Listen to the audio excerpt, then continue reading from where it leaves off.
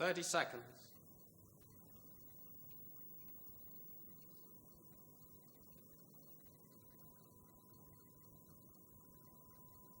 20.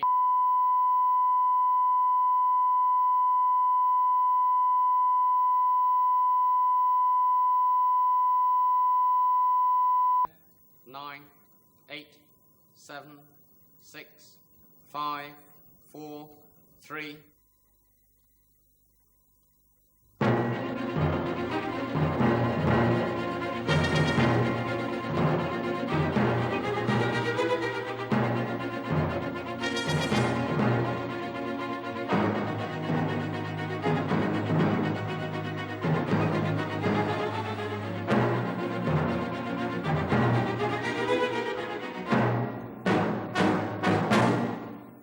Good evening.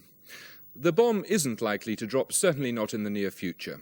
Although the Russian invasion of Afghanistan has heightened tension between East and West, few believe that a nuclear war is imminent. But what the Afghan crisis has made us do is examine what preparations have been made to enable you and me, as opposed to government, to survive a nuclear attack. Britain's Civil Defence Corps was disbanded in 1968, and since then most people seem to have wanted to avoid the subject altogether. They think either that there'll be no nuclear war, or that no one will survive it. Both assumptions are questionable. In this film, we've attempted to find out how many could survive a nuclear attack, what life would be like after such a catastrophe, and what's being done to help us survive. You may find some of this film disturbing, but as long as we remain a likely target for attack, we must think about the unthinkable, if the bomb drops. After a nuclear war, the whole of Europe could become a vast uninhabitable desert. No industrial society, nothing that we would recognize as government, would survive. There would be a state of total anarchy, with all those who remained alive prey to bands of savage marauders, with disease rampant and violent death commonplace. In an all-out nuclear war, to use the word survival is idiotic. The apocalyptic words of General Sir John Hackett, former Commander-in-Chief of NATO's Northern Army Group. A catastrophe with untold loss of life, an inferno from which there will be no recovery. In the popular mind, if the results of nuclear war are to be so awesomely destructive, there is nothing to be gained by preparing for survival afterwards.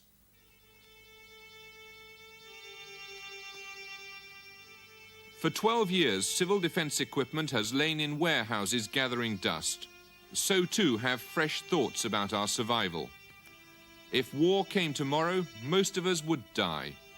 With better preparations, most of us could survive. If people were adequately informed and could take adequate preparations, I think you could reduce your casualty level to about 30%. In other words, we'd have something like 65–70% survivors.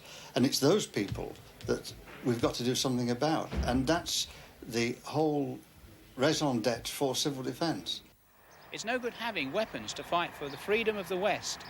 And while our boys are dying at the front, the last thought they have is that the people back home are not going to survive either. So what's the point of the whole bloody mess?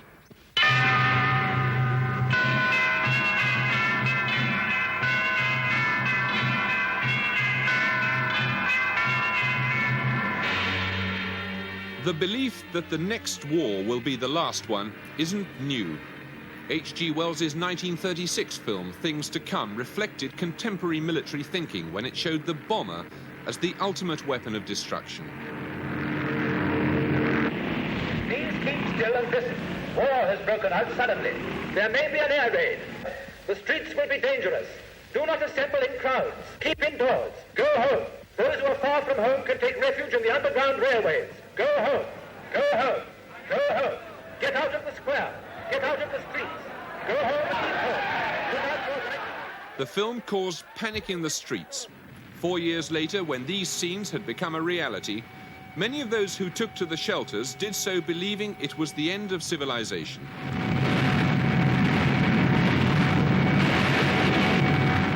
They were wrong. So too was the belief that such powerful weapons could so frighten politicians that war could be prevented.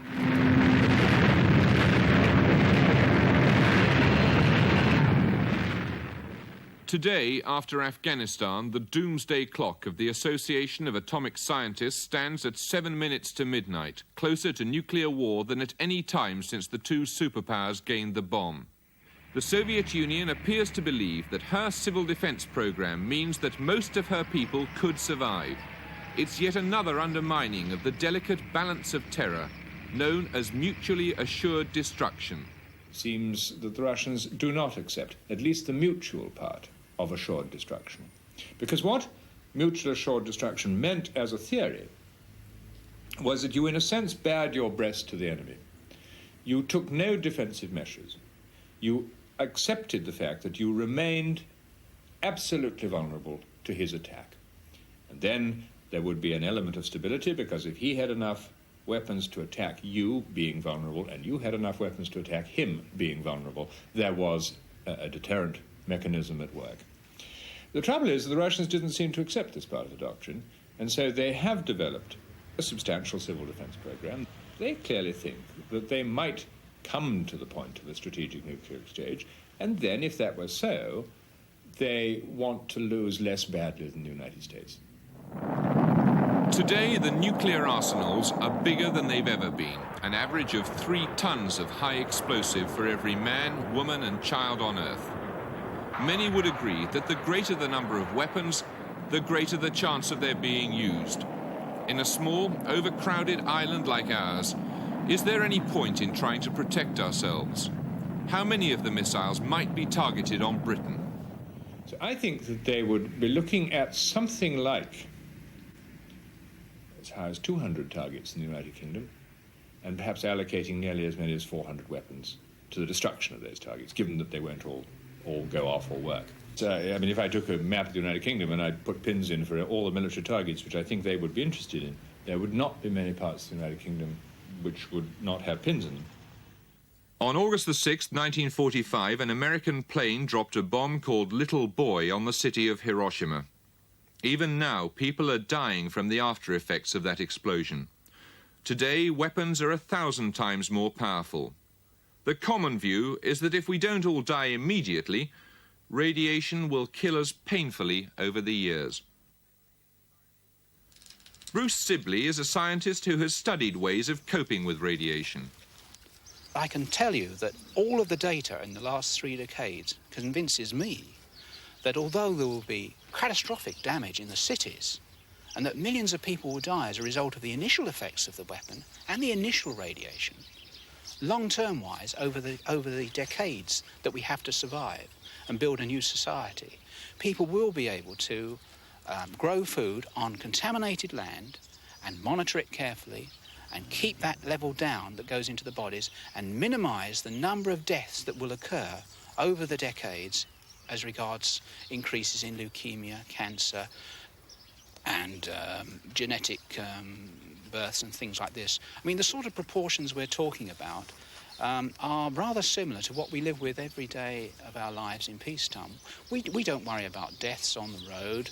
We don't appear to worry about deaths on the road. We don't appear to worry about accidents in the hospitals, that cases coming into the hospitals, people have been killed in work, people who are dying in hospital from smoking.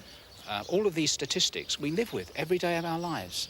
And yet once we start to talk about nuclear war casualties in the aftermath point, where people are eating contaminated food with radioactivity in it, we start getting very excited because a scientist might say, well, 200 people out of 1 million who have eaten crops that are contaminated may die of leukemia. These are the facts of nuclear war life being exchanged for the facts that we live with today in peacetime. Misers Bluff, Arizona. The American Boeing Corporation simulates a nuclear explosion. The normal assumption is that explosions like this would destroy our highly industrialized society and set us back hundreds of years.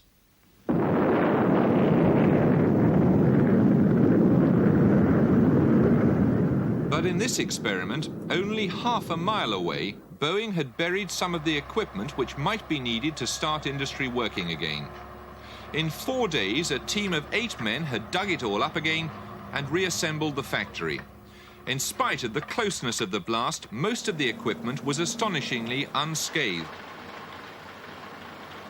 So protecting industry is possible, and the Russians estimate they can limit their civilian casualties to only 5%. Britain's precautions are somewhat further behind. Present planning does not envisage issue of the Anderson-type shelters that were issued in the last war. Now, doubtless, you've been regaled by many tales from your mothers and fathers about the hours they spent in Anderson shelters in the last war. At the Home Defence College at Easingwold near York, a briefing for the men who'll run Britain after the bomb. Well, it's thought that the transition to war, or a possible war, will start with a phase of international tension of some weeks. And during this period, such actions as do not appear provocative to an enemy or too disturbing to the general public will be put into effect. And for present planning purposes today, some 3 to 4 weeks is allowed for local authorities to implement their war emergency plans. This is the nub of Britain's civil defence policy.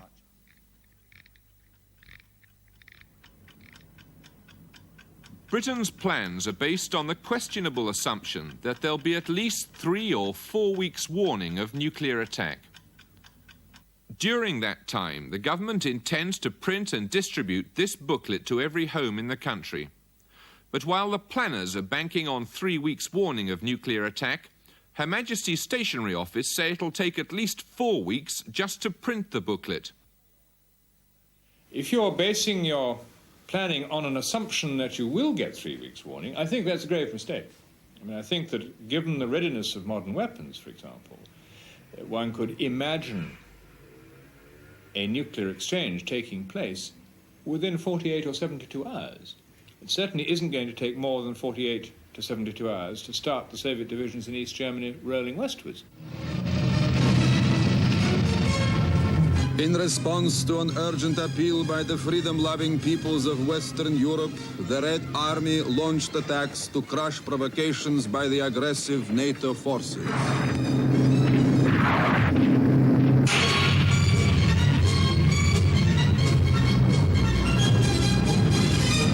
By the second day, fraternal forces of the Warsaw Pact, having liberated large areas of West Germany, surged across the River Rhine. A lightning attack with nuclear war possibly only hours away would cut the ground from under Britain's civil defence. We have no plans for this situation. Only the most primitive advice could be issued to our unprotected population. On the third day, remnants of NATO air power launched barbarous and unprincipled bombing attacks on helpless civilian areas.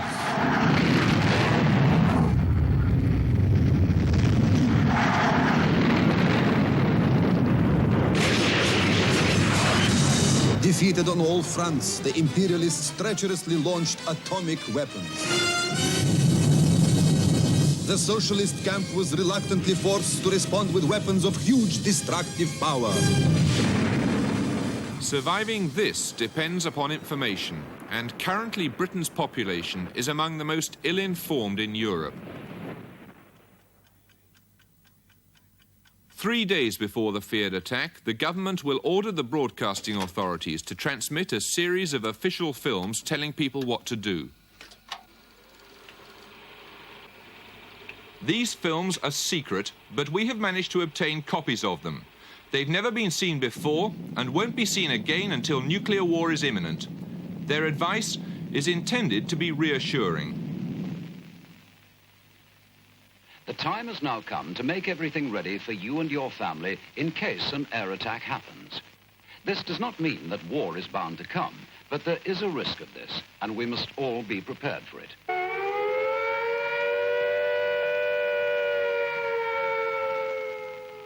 When you hear the attack warning, you and your family must take cover at once. Do not stay out of doors. If you are caught in the open, lie down.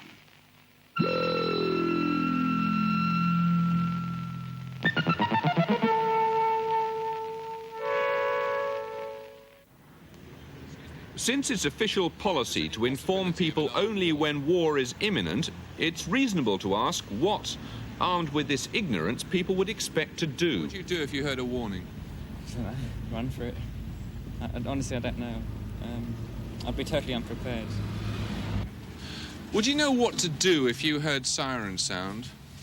Get out of it. What would you do? If I was here, I'd go home and get my kids. And what would you do then? Drive out in the countryside somewhere.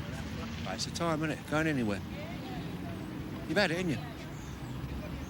Had it, ain't you? Would you take any preparations at all? Well, what preparation you got? You've had it, ain't you? You've had it, ain't you? No good messing about, is it? You've had it, ain't you? No good mess crying over spilt milk, is it? Well, what could you do? They haven't built shelters for anybody, have they? You've seen what's happened with a nuclear bomb, haven't you? The way it scatters everything, you won't stand a chance. Or you wind up with a lump in your trousers.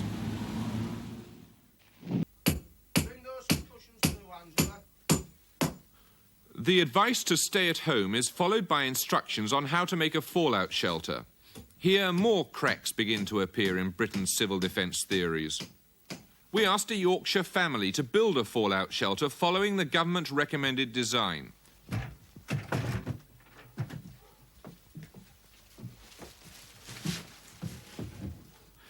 They found that it required 100 plastic bags or similar containers, access to a garden, the strength to dig and carry over a ton of earth, and floor joists strong enough to bear that sort of weight.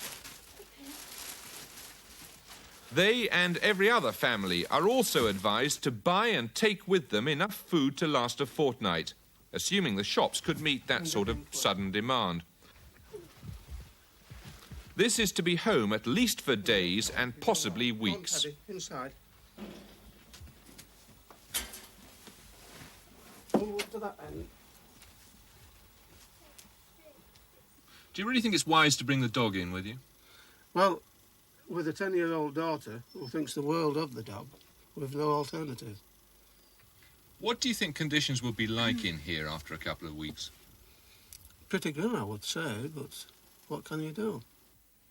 If you leave your home, your local authority may take it over for homeless families.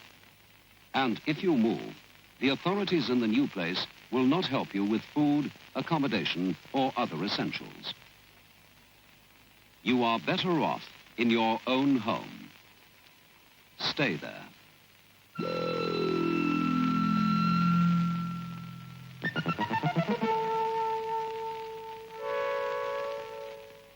I would call it neglect and die in its present form, because I don't think anyone could survive in the cities in makeshift shelters.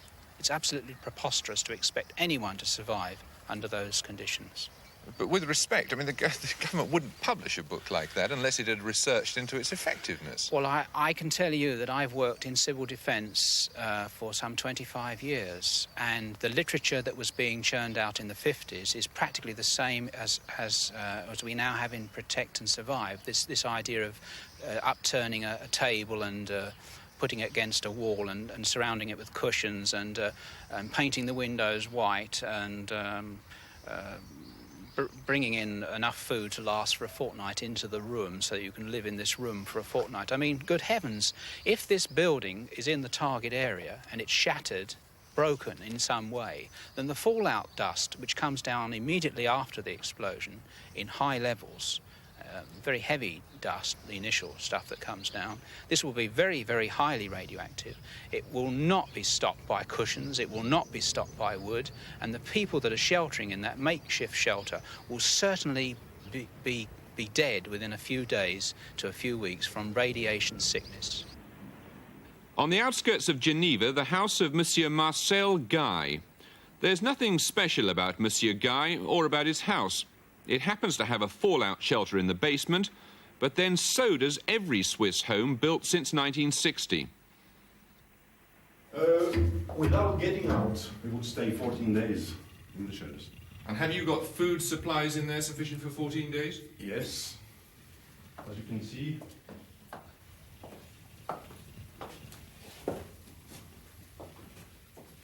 It's not a...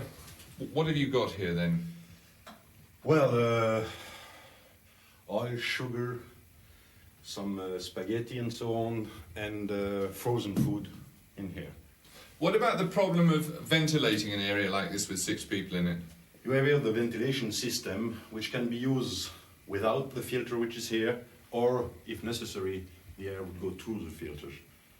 And would that filter remove all radioactivity, for example, in the air? Yes, it will. It's made principally for this. What do you think conditions will be like down here if you had to spend a fortnight? Well, it's not the Ritz here, but I think that if you have the choice between living outside and die outside and living here, a little in small space, well, you just chose to live in here. Before any new house is built in Switzerland, shelter plans have to be approved by the local civil defence authority. Half the extra cost is paid by the government, and in another 10 years there'll be shelters for the entire population. The Swiss government estimates that the whole of their civil defence, including shelters and training people in the basic tasks like firefighting, costs about £10 per head per year. It is, of course, easy for a small, neutral and, above all, wealthy country to believe in civil defence. In this country, the Home Office is now reconsidering Britain's precautions. But here, the priorities are different. Why is it that we don't have a shelter policy in this country? Because of the enormous expense. It's simply too expensive? If you're talking about a communal shelter policy, yes. We're talking about billions and billions and billions of pounds. The amount at the beginning of when I took office, spent a year was £19.8 million. And that had been going up in real terms. Staying the same in real terms. The total amount had been going up. But that's less than 50 pence per head of the population, isn't it? If you say so, yes.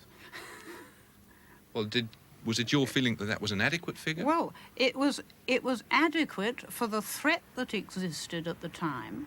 It isn't easy, you know, I think, to have to go to Parliament and have to come to the country and try to provide answers to very difficult questions. But because we believe that this has got to be done, we've embarked on this review. If you've embarked upon the review, is that some indication that the government may be prepared to substantially increase the amount of money that's spent on civil defence? This is what we've got to look at when we've had a look at the options which come out of the review. But at any event, we are likely to be talking in terms of increased expenditure, are we? I'm not going to burn any boats in answer to that question at the present time.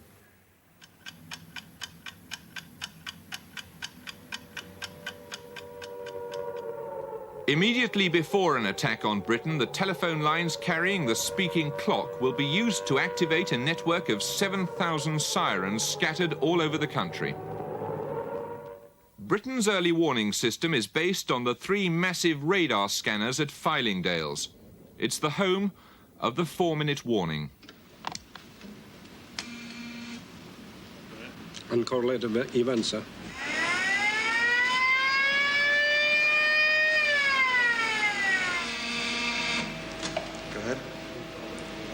Okay, right confirmed.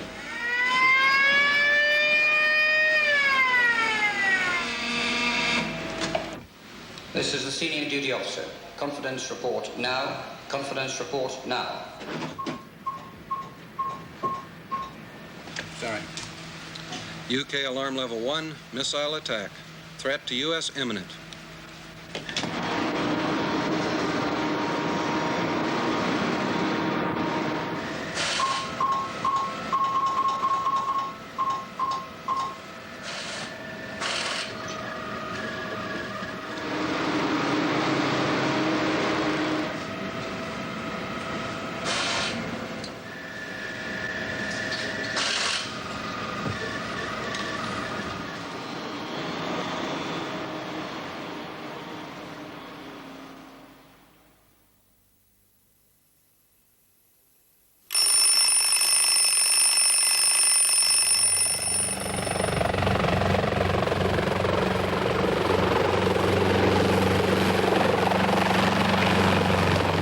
Megaton bomb exploded 7,000 feet above the House of Commons would create a fireball over a mile across, over Piccadilly Circus, Trafalgar Square, the very heart of London. The fireball would last for approximately 10 seconds, reaching inside it temperatures of hundreds of thousands of degrees centigrade. Over an area for about a mile down as far as Vauxhall Bridge, there'd be winds of 700 miles an hour. And while some of the more substantial buildings might be left partially standing, they'd have shifted on their foundations. Anything else, any human beings, would have simply vanished.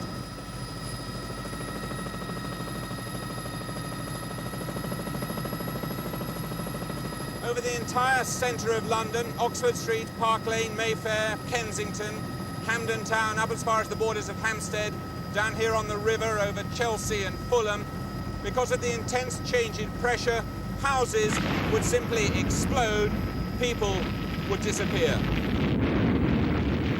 The blast would reach Battersea Bridge within 11 seconds with winds of 180 miles an hour. Out as far as 7 miles, that's down through Putney, Hammersmith, Barnes, as far as Kew Bridge, houses would have their roofs ripped off, doors and windows would be blown in, anybody caught in the open would be blown over, their body covered with blistering second-degree burns. Oh, don't leave me! Take her away. Oh, please! Oh, no, I don't want to! Take her away, we're going to help her. Oh, please don't leave me!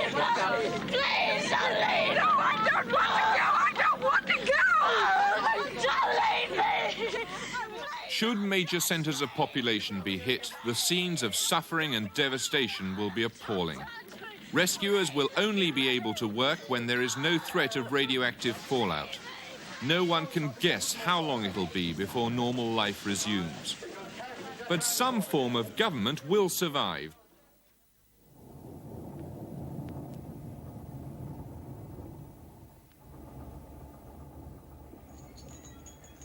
There are 2 guards stationed permanently outside an innocuous bungalow in the home counties, a building so secret we cannot show it.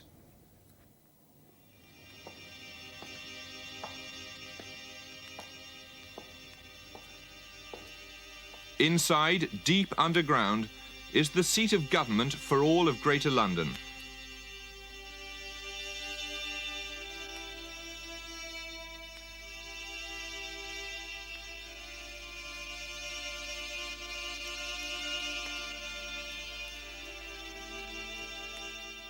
"200 civil servants, soldiers, policemen and engineers have been designated to come here in time of war. After the attack, they'd attempt to carry on the business of government for weeks, possibly months. In the planners' jargon, this is known as a sub-regional control. Nuclear war will shatter national government. Then the highest level of government will be in the 17 so-called sub-regions in England and Wales, 3 in Scotland and 1 in Northern Ireland. It's hoped later to merge England and Wales into 10 regions, each under the control of a cabinet minister. But however neat the scheme, 2 of these secret headquarters aren't yet built, and in North Wales the Home Office hasn't even found a site around which to plan. In the existing sub-regional bunkers, government will be 1 man. This is the only private accommodation in the place, an iron bed, a desk, a telephone. It's the office of the man who'll be known as the Commissioner. He'll be a junior minister, someone of the rank of Timothy Raisin or Reg Prentice. By the time this office is occupied, Britain may be only hours away from nuclear attack. From this desk, the Commissioner, backed up by a team of Whitehall civil servants, will attempt to control what's left of the population of Greater London.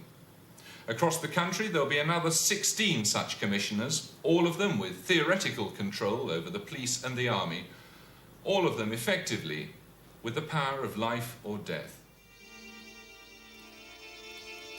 For weeks, the 200 civil servants will have to remain in the sub-regional control, working as best they can. While they'll be provided with the basic necessities, a bed and food, they'll be expected to work in the full knowledge that their families on the surface have only the protection afforded them by their hastily homemade shelters. The situation there has been made the more difficult because of those folk who have ignored government requests to stay in their homes and who have flooded into the county. And if we get things... But central government plans may be wildly optimistic. In the early stages after nuclear attack, the highest level of government may be at no more than local authority level. In the Humberside County Council bunker just outside Hull, local government, police and fire officers, soldiers and ladies from the WRVS are briefed by the chief executive, in wartime known as the controller. Today, down here, there's a war going on. Because of the way in which the government have played down things, people haven't purchased food for 14 days, and I guess that was probably not more than 25% of the population have got their 14-day supplies. The food shops are stripped. We're trying to get as much food into the county as we can, and we have managed to provision the emergency headquarters and standby points for police and fire. But these, as far as the ordinary people are concerned, it's very tough. Oh my God! Well, it's academic now. Is that Gould District? Have you got a bearing on the bomb that's dropped near Hull? You have? 81 degrees, fine, thank you. Another one, 198. There was more than one surprise in this exercise. In addition to the expected attack on the RAF base at Finningley, there was a second strike against Hull itself, a civilian target, but because of its port, of strategic importance. Volunteer, unpaid scientific advisors are expected to produce information on which decisions can be made. A message from the fire brigade. By the cloud formation, it's about a 1 megaton size bomb. Ground burst, Mr. Right smack bang in the middle of Hull. Yes. So we should be calculating the blast rings shortly, Mr. Controller, to explain there's going to be extensive damage. Most of the inner city, that total city of Hull, I think, would be demolished. Crater size. From what we know now, the fallout plume is going to go out towards the east coast, somewhere between Hornsea and Withensea, as the main area of high-risk fallout. Is that from the Finningley bombs? No, the winds are all blowing in that direction. The Finningley bomb. Well, if it's Finningley, we're not sure yet. We haven't got a cross-reference on there. We haven't got a confirmation on that. But it's somewhere down in that area. There are other bombs in this area. Yes, there's certainly another bomb down there somewhere. Can you give any time when the fallout? Yes. What forecasting is this? Within an hour. Within an Finningley hour. bomb is a ground burst or an air burst? We don't really know the full details of the bomb down there. We're just guessing that it's Finningley at the moment. It's pretty conclusive about the whole bomb being a ground burst, Mr. Controller, because outside, I'm sad to say, gentlemen, but all our cars are a charcoal brown colour, and all our windscreens are gone, and adjacent housing around the station is on fire. There's a multitude of trees that have been demolished, so we're positive it's a ground burst weapon, 1 megaton size. So there's extreme damage outside of this control station. So this would explain why we felt the station shake at the time of the explosion. And this would mean that there is very little that one can do for Hull or its residents. In the end, it comes down to one man, a man with more power than he could ever have imagined, even in his grossest dreams or nightmares. Keith Bridge, a former accountant. How much power do you have as controller? As soon as the bomb goes off, total power, theoretically. That would include power over the police, fire brigade, all that sort of thing? Yes. And life and death. Powers of life and death? Yes. What does that mean? That if people were looting, it would be within my competence to instruct that they be executed. Would you expect that kind of situation to arise? It's quite possible. It's feasible. Does having that kind of power, total power, worry you? No. Not at all? No.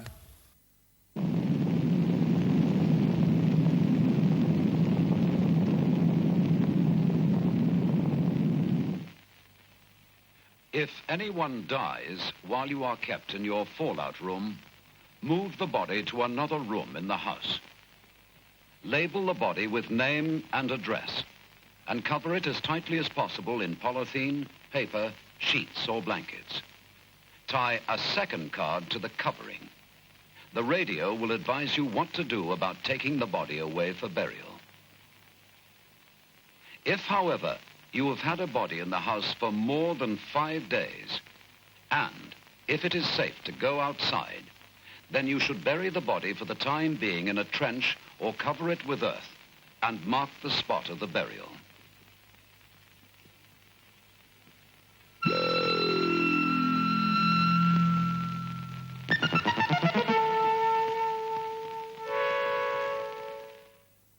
remember that we started off with a population of 130. In the exercise at Hull, it's now supposed to be 14 days since the attack. Of course, the problem with the dead is quite a serious one, and as we're moving into the urban areas, then of course we are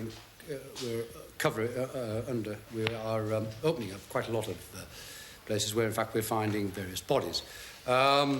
What we are doing is that we are running a system of collection, and anybody, indeed, who has relatives or friends who are dead, then what we would ask them to do is to place them at the side of the roads that we've cleared, and twice a day we are making a collection round and then disposing of those bodies in mass graves. By now, law and order would be a serious problem.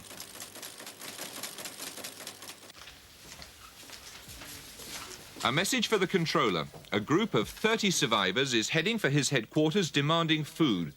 They'd already killed and looted and were heavily armed, although 4 of their number had been captured by police. Find the police chief and bring him here, please.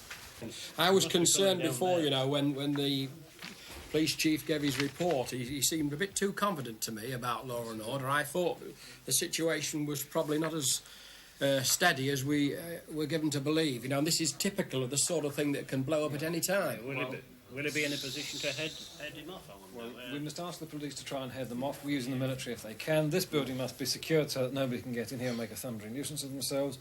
I think you've got to be quite draconian in whatever punishments you choose to mete out, sir, and that may mean the ultimate sanction at the end of the day. You'll have to be advised by the police on that. Will you come here, please, Chief? Have you seen this note? Yes. You've got a copy of it. Can you tell us give us your advice, please, as to the way in which we ought to respond? Yes, so if these men, obviously we were going to involve the army with this if we possibly can, because if it means using weapons, I'd rather the army personnel use the weapons in the first instance than we have to do. Well, Mr. Bridge, how many army personnel have we got in this vicinity? I mean... Well, you must ask the Major that, sir, because they have other duties than looking after us, I think. Well, that's what I would have thought. But surely, Chairman, this is an emergency situation. It is indeed. We've got to utilise what we have on the ground at this moment in time. And will you make sure that sufficient of your men are armed so that, if need be, they can take a sanction to themselves? I take it, Chairman, that the army, of course, will be alerted as well to this.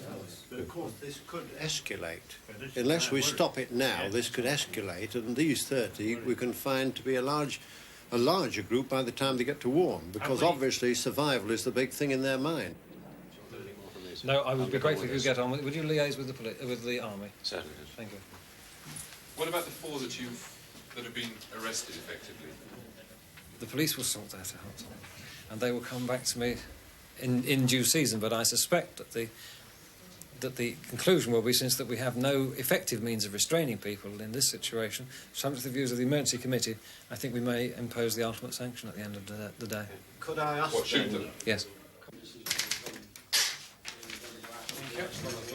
Each emergency control is equipped with its own radio station maintained by the BBC. After the war, the BBC would become WTBS, Wartime Broadcasting Service. Its job, and the job of all the media, to act as an arm of government. Controller for Humberside, Keith Bridge. I'm speaking from the county's main headquarters at Warne. This is an official broadcast, and I will be telling you what you must do in the days ahead. Among the many dangers now facing us are rumour and panic. We can and we will survive, but only if you listen to these instructions and follow them to the letter. First of all, the war is over. There will be no more bombs.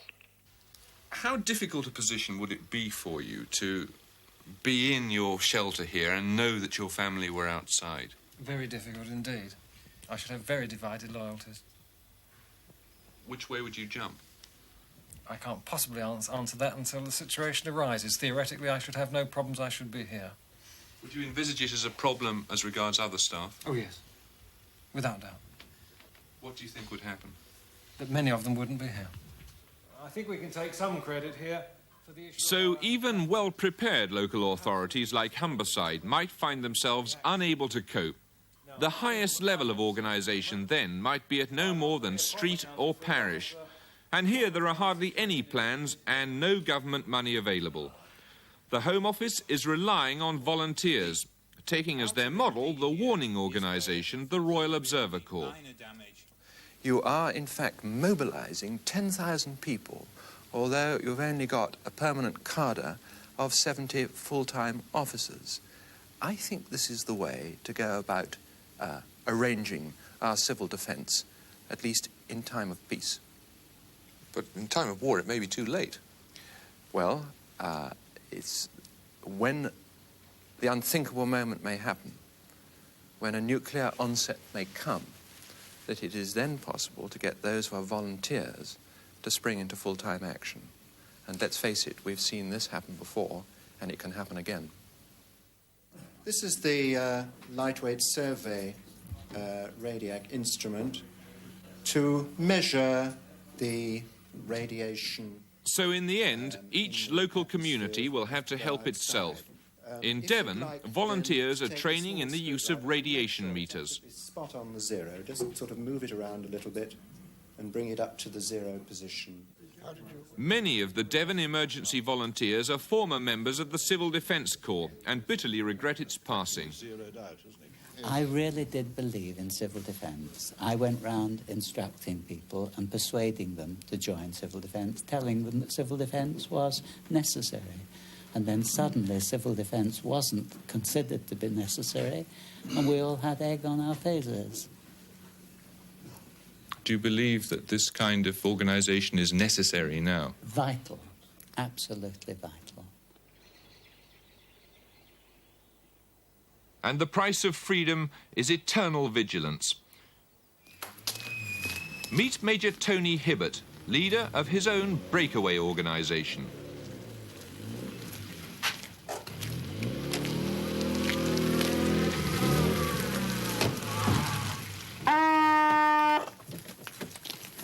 It may not look like a World War III battlefield, but today Major Hibbert, Dick, George, Amanda and Margaret are preparing for a radiation cloud hitting a nearby hamlet. Zero reading. Good. Now check for clothing.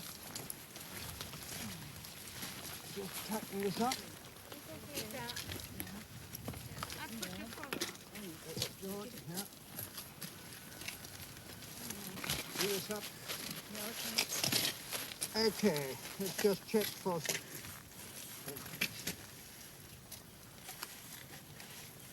We're getting a reading, a positive reading, fallout arrival, check time, fallout arrival 12:25.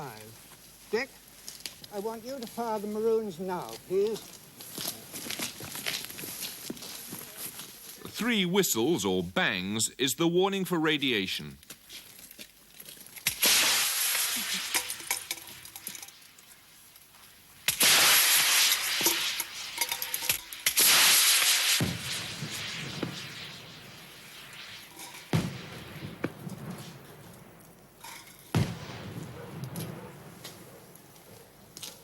Radiation alert! Black warning! Radiation alert! Black warning! Take cover! Close all windows and stay in your core shelter until we tell you it's all clear. Good luck, all of you. Hurry! Hurry! Hurry! Radiation alert! Black warning! Radiation alert! Black warning! Take cover! Close all windows and stay in your core shelter until we tell you it's all clear. If this looks funny now, remember, after an attack, it may be all we have. Gently does it, Miranda. Good luck to both of you.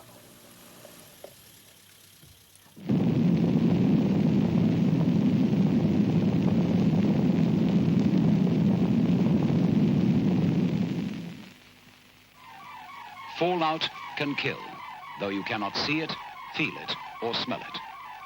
There is danger outside, so don't go outside. Stay in your fallout room until you are told it is safe to come out.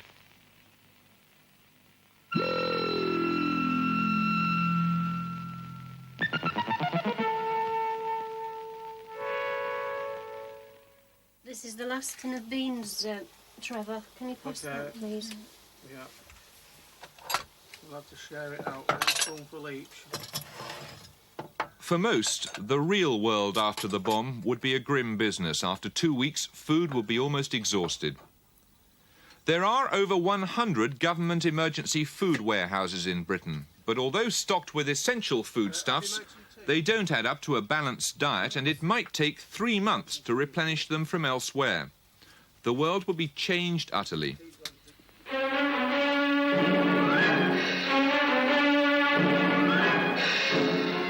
In spite of the belief that mass bombing would make war impossible, or that it would end civilization, by the time the Second World War began, there was a full-scale national organization dedicated to civil defense.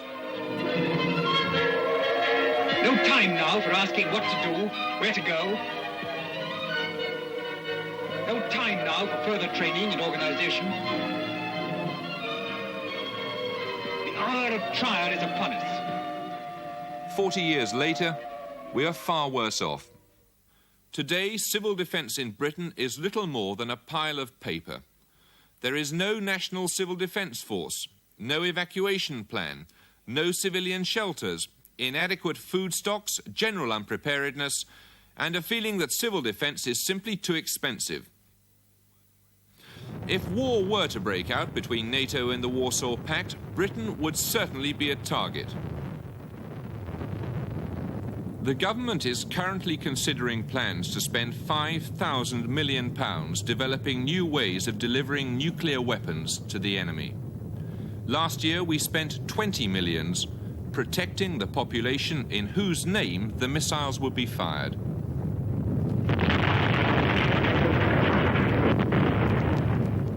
If we are concerned to defend the values that we have in this country, we want to convince anyone who might wish to take those things away from us that we'll fight. Now, if the only alternative is to use nuclear weapons or lie down and sham dead, that is an uncomfortable choice. If, on the other hand, we've shown that we're serious about our meaning to defend, and civil defence is a part of that, then I think we should do it. For that reason almost alone, as indicating will, intention, moral fibre, call it what you like. Because otherwise people may not in the end believe the threats that we make. It's extremely difficult to know to what extent you can increase the rate of people surviving by an increase in the expenditure of money. But if we're considering spending something like £5 billion on the next generation of independent deterrent, isn't it somewhat absurd to only spend £20 million on protecting the people in whose name those missiles will be fired? Well, look, it is precisely because these questions are being asked and the government realises that answers must be provided that we're holding the review that we are. At the moment, we're back to the old British system of ad hocery, really, of hoping for the best. And I think in modern terms, in terms of modern weapons, we just cannot muddle through as we've muddled through in the past. It just won't work. And our plans at the moment exist purely allowing us to muddle through and nothing else. And if we aren't able to muddle through? And if we aren't able to muddle through, then we'll descend into complete and utter chaos and anarchy. And that would be the end of everything.